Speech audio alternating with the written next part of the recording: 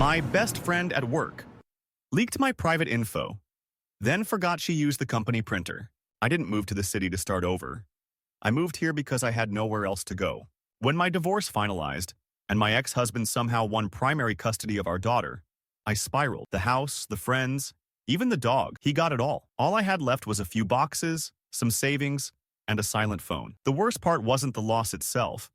It was how invisible I became afterward. People stop calling when your life becomes uncomfortable to watch. So I packed up, accepted a job offer in a city I'd never lived in, and told myself it was a clean slate. The company was massive. Towering glass windows, marble floors, endless fluorescent lights. It was sterile and impersonal, but it paid well, and I was too tired to want more. Enter Amanda. She was the kind of woman who lit up a room without even trying. Witty, chatty, always one step ahead of everyone else. She worked in marketing and knew everyone by name. During my first week, she caught me fumbling with the coffee machine and smiled like we were old friends. "You must be the new HR hero," she said. "Lauren, right? Or is it Lauren with a Y?"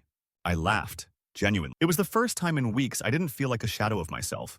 Over the next few weeks, Amanda and I became inseparable. We had lunch together, shared inside jokes during team meetings, and slowly, I found myself opening up. She made it feel safe. Maybe that's why I told her about the divorce, about the therapy, about the court battles, about the medication I was on just to get through the week. I even let her read a section of a letter my therapist had asked me to write to my ex. Not to send, just to express. It was personal, raw, and unfiltered. Amanda cried when she read it. She told me I was strong, that I deserved better. She even said I reminded her of her sister, which, at the time, felt like the greatest compliment I could get. Things were good for a while. I started to smile more, joke more. I was promoted to team lead for our HR analytics group. And even my manager said I was doing a phenomenal job under difficult personal circumstances. I thought maybe, just maybe, the worst was behind me. Then the email came. It was a Gmail address I didn't recognize. No subject line. Just one line of text in the body. "Maybe you should worry less about promotions and more about your mental stability." Attached was a PDF, an exact screenshot of the letter I wrote in therapy. The one Amanda read. Complete with my scribbled notes in the margins. My heart dropped into my stomach. At first, I thought it had to be some mistake. Maybe I'd left it somewhere. Maybe my therapist's files were hacked. But as I read the email again, I noticed something else. It wasn't just the letter. There were also phrases from conversations I'd had only with Amanda. Specific, intimate details. My daughter's favorite bedtime story, the name of my therapist's dog, a nickname I'd made up for my ex's new girlfriend. None of this could be guessed. It was me, my life, my pain. Someone was weaponizing it, and somehow it was all here. I didn't confront Amanda. Not yet. I couldn't. My hands shook for the rest of the day. I locked myself in a bathroom stall during lunch and cried silently into a wad of paper towels. It wasn't just the betrayal. It was the humiliation. Knowing someone out there had looked into the worst parts of me and decided to broadcast them. By the end of the week, the whispers started. I'd catch coworkers glancing at me, then quickly looking away.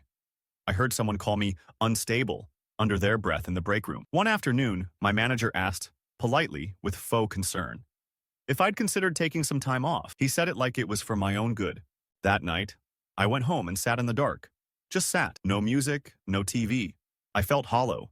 I had given someone a key to the most broken part of me, and they'd made copies. I needed to know who. But even more, I needed to be absolutely sure. So I started with the most basic question. Who did I trust? The list was pitifully short. Amanda was at the top. She was also the only one who'd had access to the document I wrote. She had even asked me to forward it to her again at one point, claiming she wanted to show her therapist how strong women support each other. Looking back, I feel sick even remembering that.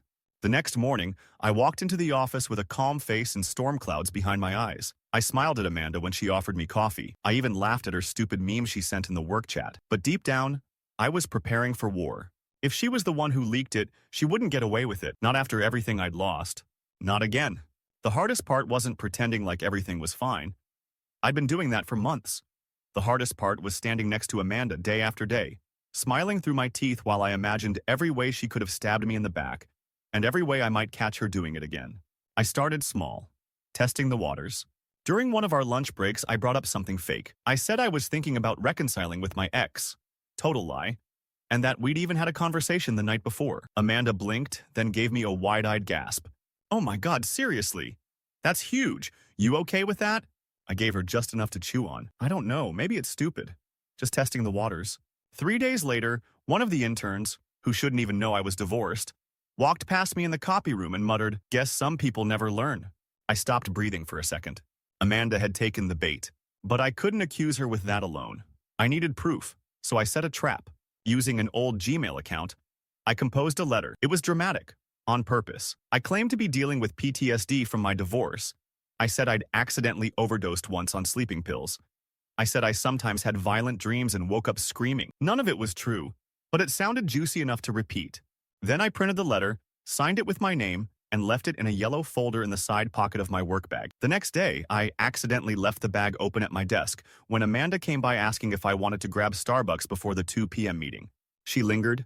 "Hey, your bag's open," she said, picking up the folder like it meant nothing. "Need me to close it for you?" "No, it's fine," I said, not turning around. That night, the letter didn't leave my mind. I kept refreshing my dummy email account just in case. Nothing. No leaks. Not for 2 days. Then I saw it, an anonymous Reddit thread titled HR Mental Health Nightmare. It was a now-deleted post under some burner account, but it included exact phrasing from my fake letter, specific lines that only Amanda could have read. She hadn't copied it word for word, she was smarter than that, but she quoted just enough. That's when I knew it wasn't just accidental. This wasn't gossip. It was sabotage. I took screenshots. I archived everything. And then, I escalated my plan. See, the company printer logs every job. Every document, every page, every user. It's stored on the internal server. I had learned that during onboarding. No one ever thinks about the logs because most people don't need to. But I did. So I started watching. I would occasionally leave things around. Fake HR complaint drafts, emotional email templates addressed to my therapist but never sent. I forgot one of them on the shared drive with restricted access. Only Amanda and I had credentials for that folder. Days later, another leak. But then came my break.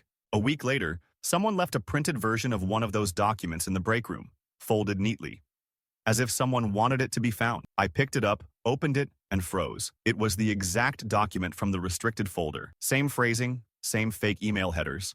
Amanda had printed it. I checked the server logs that night. The timestamp matched the moment I'd seen her pass the printer on her way to the kitchen. I pulled the print history, document name, timestamp, username. Amanda's login credentials were all over it. She hadn't even cleared the print queue. She didn't just betray me, she did it from a company device. And she forgot to cover her tracks. For the first time in weeks, I slept soundly. The next morning, I wore red lipstick. Amanda complimented it. "You look fierce today." "I feel fierce," I said. She laughed. She had no idea. I forwarded the logs to myself, made physical copies, and saved them in multiple places. Cloud, hard drive, even emailed one to my lawyer, just in case. I wasn't just gathering proof now, I was preparing to go nuclear. That same week, Amanda invited me to happy hour with a few others.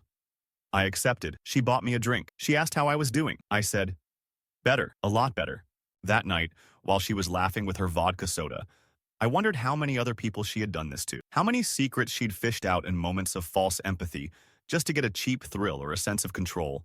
Amanda liked to play the office sweetheart, the friendly girl with the loud laugh in the candy jar. But underneath that was a viper, and I was done being quiet.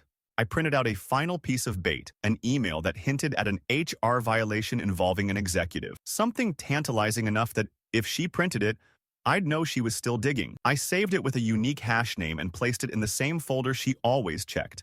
2 days later, it appeared in the printer queue. Amanda. Again. And this time, it would be her last. The following Monday, I walked into HR with a folder under my arm and months of rage burning a hole in my chest.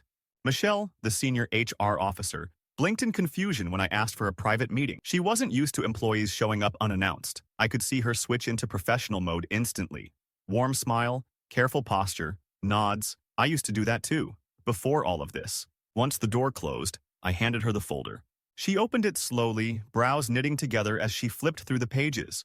Screenshots of emails, internal chat logs, printer queue timestamps, the network login records, the Reddit post printouts, metadata from the documents, even a short list of dates when Amanda and I had been alone, directly correlating with the leaks.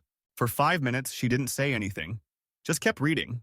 And then, softly, "Lauren, what exactly are you alleging here?" "I'm not alleging," I replied. "I'm proving. Amanda, who has branded herself as my best friend, has been leaking my private information, spreading rumors that have impacted my reputation, mental health, and work performance. She's accessed personal materials from a shared folder and printed them using her company credentials. All of that is in front of you. Michelle looked overwhelmed. I didn't blame her. This wasn't a complaint. It was a case file. I need to bring in our IT compliance officer, she said finally. And probably legal. I expected that, I said. Take your time. Just don't let her catch wind of this before you're ready. She'll cover her tracks. I left the room lighter than I'd felt in weeks. The building felt different, less like a prison and more like a battleground I'd finally started to win on. The next 48 hours were a blur. IT verified the print logs. They matched Amanda's user ID and workstation. The Reddit post was traced back to an IP associated with her home Wi-Fi, captured during a virtual meeting she'd joined the same day. They even found browser cache data from her company laptop that included search terms like, "Can you get fired for leaking documents anonymously?" and "How to delete printer history permanently." She wasn't just malicious, she was sloppy. By Friday, Amanda was asked to meet with HR and IT in a closed-door meeting. She didn't return to her desk after that. People whispered. She didn't say goodbye. Her candy jar stayed full. No one touched it. By the time the weekend rolled around, I thought maybe it was over. Maybe justice had been served. But I was wrong. Sunday evening, my personal phone buzzed. Unknown number. No message. I ignored it. 10 minutes later, another buzz. This time, a text. "You think you won. You're pathetic. You can't keep a man, a kid, or a friend. Good luck living with yourself." There was no signature, no name, but it was Amanda. I knew it in my bones. I stared at the message until my eyes blurred, then snapped a screenshot and sent it directly to Michelle. 10 minutes later, she called me herself. "I am so sorry, Lauren," she said. "This is harassment. I've already escalated this to our legal team. She violated multiple company policies and likely several laws. You've done everything right." I hung up, sat on the edge of my bed, and cried. Not because I was scared, but because I finally had someone saying, out loud, that I wasn't crazy, that what I'd endured was real. I thought that would be the end of Amanda's tantrum. It wasn't. On Monday, I came into the office to find a sticky note on my keyboard. "Everyone knows what you are. They're just too polite to say it." No name. Sloppy handwriting. It could have been anyone, but the message was clear. Amanda might be gone from the building, but she wasn't done trying to hurt me. I turned the note in. Security reviewed the cameras. No direct footage showed the person placing the note, but Amanda had been seen near the building entrance an hour before dawn. She'd used her old ID badge. It hadn't been deactivated yet. That changed immediately, and the company's legal team took over from there.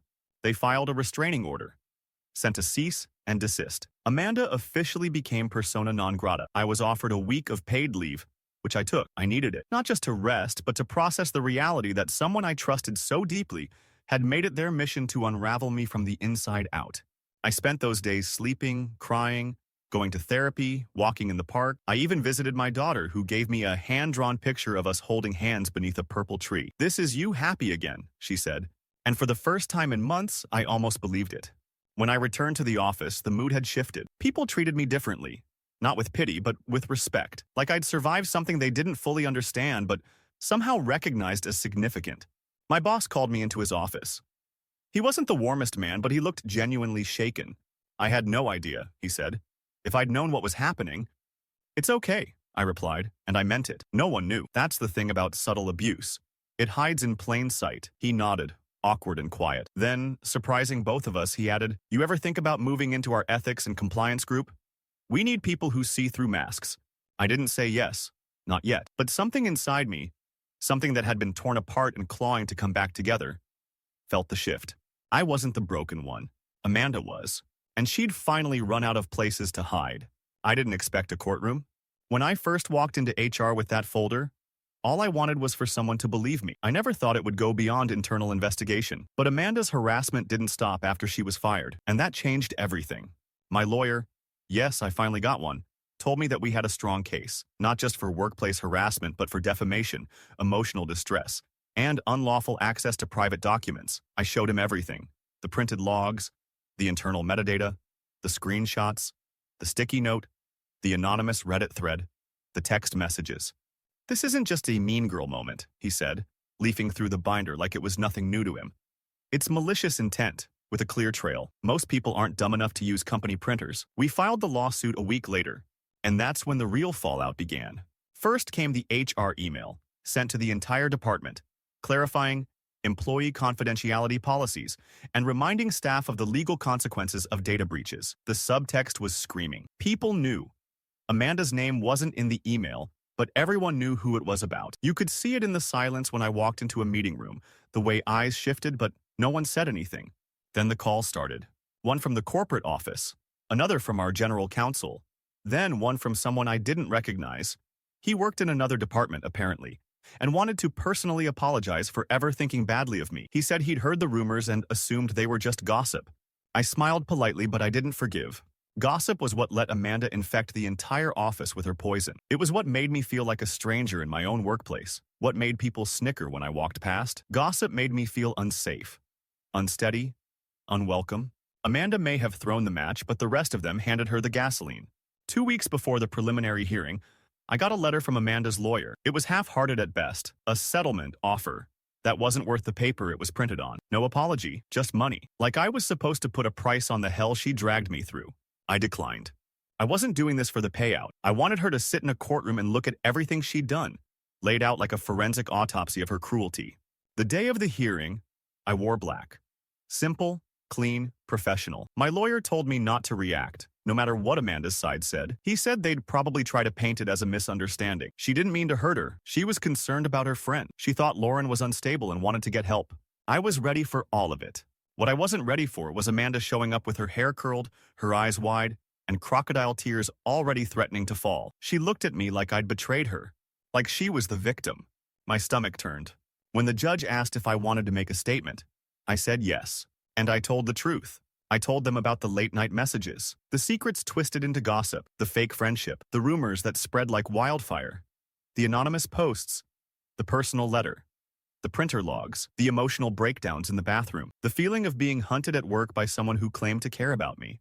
I told them about how Amanda would smile at me in the mornings and ask about my daughter, knowing full well she'd been mocking me behind my back just hours before. I told them about the note left on my keyboard, the whispers, the meetings I was excluded from, the mental damage she had done with every subtle cut.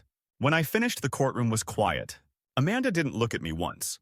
Her lawyer spoke next, tried to deflect, blamed miscommunication, office politics, a misunderstanding blown out of proportion. Then Amanda took the stand, voice trembling. I never meant for it to go that far, she said. Lauren was my friend. I made mistakes. But when asked directly if she had printed the documents, she hesitated. Then, I don't recall. That was her defense. She didn't recall. My lawyer leaned over and whispered, that's the nail in her coffin. Because we had the logs, the timestamps, the badge swipes, the camera footage. She didn't have to remember. Technology remembered for her. By the end of the day, the judge ruled in our favor. Amanda was found liable for invasion of privacy and defamation. The court ordered her to pay damages, more than she expected, judging by her stunned expression. But that wasn't the part that mattered most. The most satisfying moment came when the judge looked directly at her and said, this behavior reflects a disturbing abuse of access and trust, and the consequences you now face are the result of your own choices. Amanda cried. This time, I didn't feel sorry. After the ruling, I walked past her in the hallway. She looked at me, maybe hoping for something. Mercy? Forgiveness? All I gave her was silence, because I was done giving Amanda anything. She'd already taken enough. The weeks after the verdict felt unreal. People started treating me like I'd survived something legendary. Strangers from other departments emailed me things like, you're braver than I'd ever be, or I wish I had the guts to stand up for myself like that. Even Michelle from HR asked if I'd consider talking to the new hires about workplace boundaries and ethical reporting. It was like they'd suddenly remembered I was a person. The irony didn't escape me. How quickly the silence turned into applause once it was safe to speak up. When Amanda was in power, no one said a word. But now that the monster had a name and a court ruling to back it up, they couldn't thank me fast enough. Still, I accepted the praise with grace. I didn't need them to grovel. I just needed to feel like myself again. And honestly, I was getting there. Therapy helped. Long walks with my daughter helped more. We started spending every weekend together again. No interruptions, no awkward silences. She'd been too young to understand what had happened, but she could feel the difference in me. She clung to me longer, giggled more, asked fewer questions about Daddy's house. She'd drawn another picture last week. This time it was of the two of us in front of a big building with lots of windows. It's your work, she said proudly. You're the boss now. I smiled and taped it above my desk. Not long after, Michelle scheduled a one-on-one with me. I expected another check-in, but when I walked into the conference room, our division head, Martin, whom I'd only spoken to once before, was already there. "Lauren," he said, standing, "we wanted to discuss something with you." My stomach tightened. My mind raced. Was this a layoff? Retaliation? Had Amanda's connections dug up something? But it wasn't that. "We're creating a new position," Michelle explained. "Ethics and Employee Well-Being Coordinator. Someone who's been through the fire and understands how to spot it before it spreads. Someone people can trust." Martin nodded. "You've proven not just your professionalism but your resilience. And we think that matters." I didn't answer immediately. I just stared at them, because for a long time I'd felt invisible, disposable, like a file in a drawer that no one cared to open. But now, these two people, senior leaders, were sitting across from me, offering me a chance to take the worst experience of my life and use it to protect others. "I'll need time to think," I said quietly. They nodded. I walked out of that room shaking. I wasn't sure if it was fear or pride, maybe both. That night, I took the long way home, drove past the courthouse, past the diner Amanda used to drag me to for lunch, past the bookstore where I'd once sat and cried quietly over a coffee because I thought I was going insane. I remembered all of it. Every moment I questioned myself. Every hour spent unraveling the truth. Every fake smile. Every suppressed sob. I remembered the silence. And how I broke it. The next morning, I accepted the offer. The position was unofficial at first. Kind of a hybrid role where I still handled some HR analytics, but now I sat in on ethics committees and employee well-being task forces. People came to me with real issues: burnout, bullying, unfair practices. And this time, I could actually do something about it. But it wasn't just about the job. It was about reclaiming the space Amanda had tried to poison. She didn't win. She didn't even come close. Every time I sat in a meeting where someone nervously asked, "Is this confidential?" I leaned forward and said, "Yes." And I mean that. I became the person I needed 6 months ago. And slowly, people stopped seeing me as the girl from that scandal. They started seeing me as someone who'd turned hell into a blueprint. Someone who didn't just survive, but built something better because of it. Still, there were days when I caught a glimpse of her name. A LinkedIn connection suggestion. An old email chain I'd forgotten to archive. A calendar event that hadn't been deleted. It used to send my pulse racing, but not anymore. Now it was just noise. White noise behind the new reality I had shaped. One where I was in control of my story. And where no one, not even someone who called themselves my best friend, could ever take that away from me again. A few months later, I stood in front of a room full of new hires, holding a coffee in one hand and a marker in the other, writing one word on the whiteboard: trust. It was part of our updated onboarding, something I'd helped redesign after everything that happened. We didn't just talk about policy now, we talked about culture, boundaries, the invisible things that make or break a workplace. Most of them were just kids, fresh out of school, bright-eyed, eager to make a name for themselves. I envied them a little. They hadn't been burned yet, but I also felt something else. Protective. "I'm not going to tell you a horror story," I said, glancing around the room. "But I will tell you this. Wherever you work, whoever you work with, remember that trust is currency. It's earned, spent, and sometimes stolen. Pay attention to who asks you for it, and who actually deserves it." They listened. I could tell by the silence. By the way, some of them scribbled notes like I was saying something more important than policy updates. After the session, one of them approached me. A woman named Kayla, maybe 24 at most. She waited until the others left and then quietly asked, "Did something happen to you here? Like, something bad?" I paused, then nodded. "Yeah," I said, "but it's over now." That night, I stayed late in the office, just tying up some reports. The building was mostly empty. Quiet, peaceful in a way that used to make me feel unsafe, but no longer did. As I passed the printer on the 3rd floor, the same one Amanda used all those months ago, I stopped. Just for a moment. The machine was humming softly, idle. The tiny screen blinked. Ready. It was the same model, same everything. But it wasn't a threat anymore. It was just a printer. Funny how a machine could hold so much weight in your memory. I reached out and touched the edge of it gently, then turned and kept walking. Later that week, I ran into Amanda's old manager in the elevator. We hadn't spoken since the hearing. He looked surprised to see me still around. "You doing okay?" he asked. I nodded. "Better than okay." He hesitated, then said, "You know, I always thought she was harmless. Just loud. I didn't think she had it in her to do what she did." "She didn't start that way," I replied. "Most people don't. But when no one holds them accountable, they start to believe they can get away with anything." He was quiet for the rest of the ride. That weekend, I had coffee with my daughter again. something I looked forward to more than anything else. She always wanted the cinnamon muffin. I always let her have it. She was coloring at the table while I checked emails, and without looking up, she asked, "Did the mean lady at work stop being mean?" I blinked. "Yeah, baby, she's gone now." She nodded, satisfied, and went back to her drawing. This time, it was a picture of me standing on a stage, holding a gold star. I didn't cry, but it was close. That night, after I put her to bed, I opened a private folder on my laptop titled Before. Inside were all the screenshots, PDFs, messages, the entire case file. I scrolled through for a while, not out of obsession, out of closure. Then I selected everything, compressed the folder, and moved it to an encrypted backup. I didn't need it anymore. Amanda had already taken enough of my energy, enough of my peace, and now that justice had been served, the best revenge wasn't more anger. It was freedom, letting go, choosing not to live in the story she tried to write for me. I had written my own ending, and it wasn't perfect. It wasn't tied in a neat little bow, but it was mine. The last thing I did that night was draft an email to myself scheduled for 1 year later. Subject? Just checking in. Body. Hey, just a reminder, you got through it. You rebuilt. You're stronger now, and you're not alone anymore. Don't forget how far you came, even when it hurt. Proud of you. Keep going. Then I hit schedule and closed the laptop. The printer downstairs clicked once in the distance. Paper shifting, resetting. I smiled. Because I finally had